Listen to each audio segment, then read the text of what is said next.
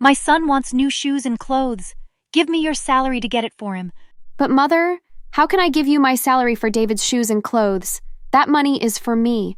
I need it to survive. You don't have to survive.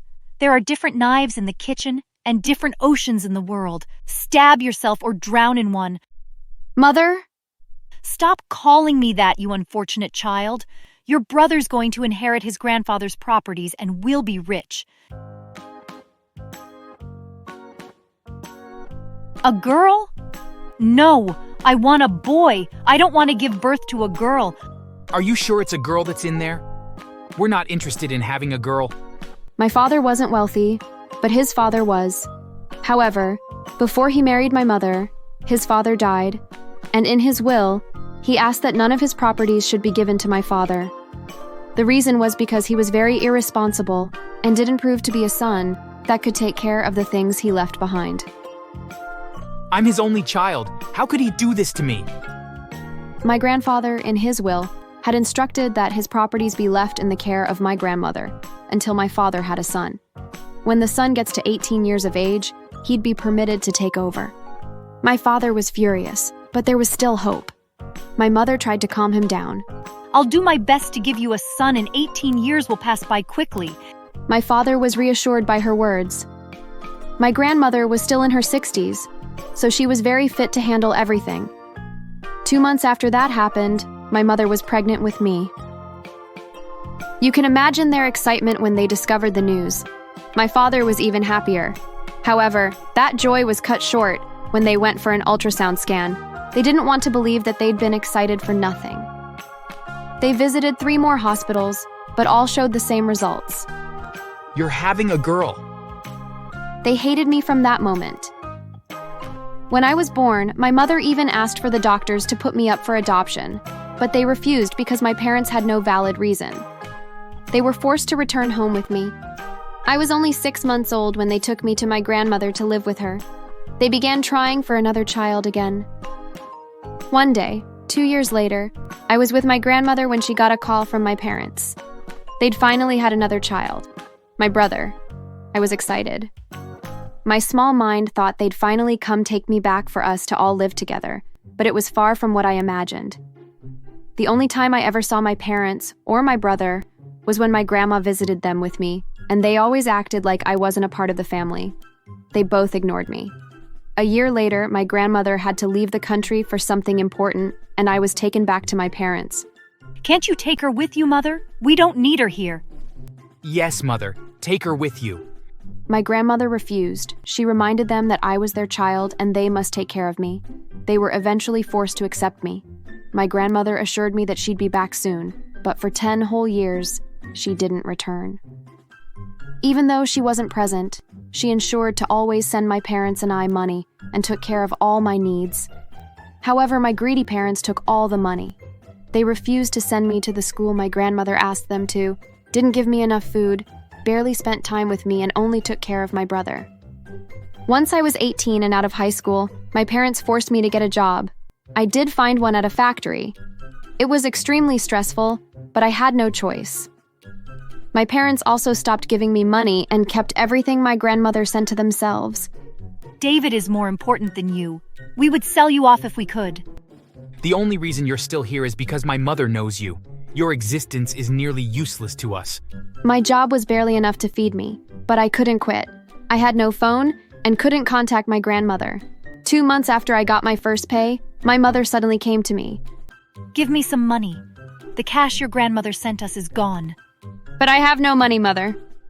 The only money I have is for food. You evil child. Are you hiding money from us? Would you want your brother to get skinny like you?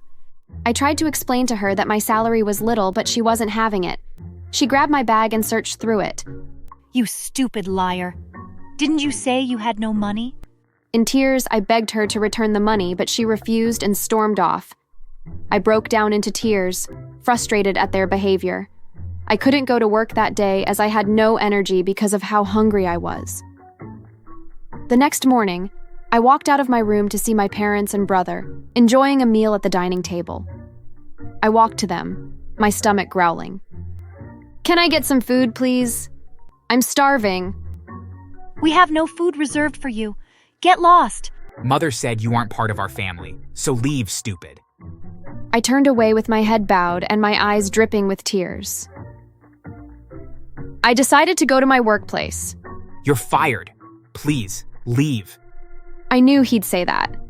It was a rule that any worker who was absent without notice would be fired. However, I was starving. I swallowed my pride and went on my knees. Please give me some food, I'm hungry. The man was touched seeing my tears and ordered some food for me.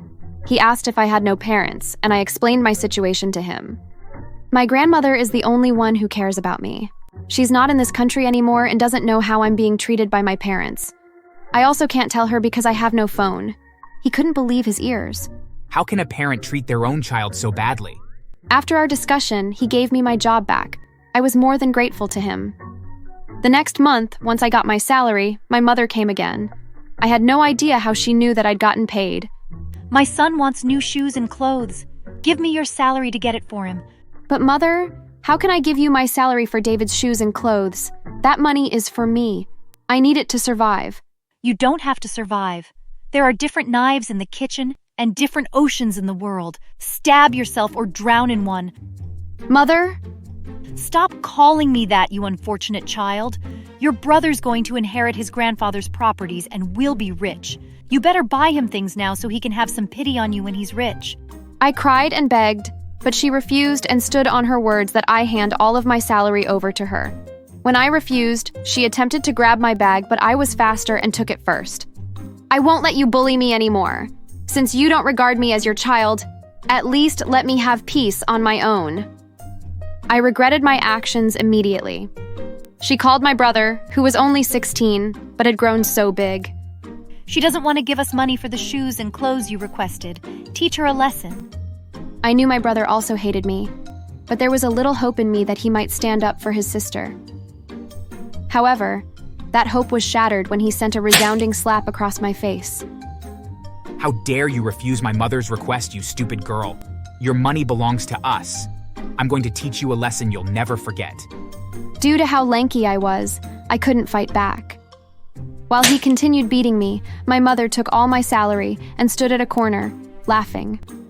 When he was finally done, I was left bruised and in severe pains. I could barely sleep that night. The next morning, my father walked into my room. He saw my condition and still slapped me.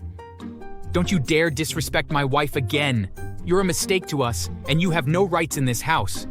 In pain, I got ready and left for work. My boss was shocked to see the condition I was in. He asked me to return home after someone helped me dress my wounds. Before I left, he gave me a phone he wasn't using anymore and told me to find a way to call my grandmother and inform her of what was happening. I thanked him and left. When I got home, I saw my father sleeping. I quietly took his phone, took my grandmother's number from it, and left the house again. Luckily, I was able to reach her. In tears, I explained everything to her. She was furious and promised to return the next day. I went back to the house, relieved to know that my sufferings would end the next day.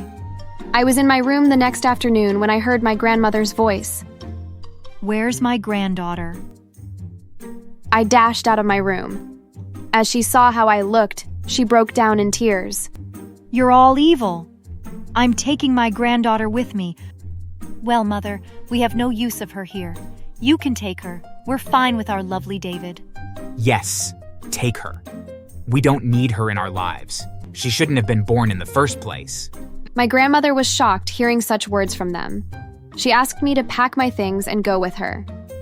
We left the country the next day. My grandmother let me rest for a month before she began training me in the family's business. I asked her why, and she told me. You'll know soon. For 2 whole years, my parents never cared to ask about me. My grandmother continued sending them money. I'd become very good at the business that I was made to manage one of the branches. My father called my grandmother one day while we were both eating at a restaurant. Mother, David is 18 now. It's time to hand over the business to him, according to Father's will. I'll be back in the country next week. We'll talk about this then. The next week, we both traveled back home.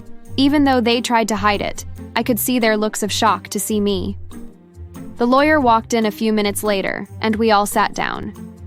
Now, my dearest son, We didn't read your father's will completely. Can you please read the rest of the will to them?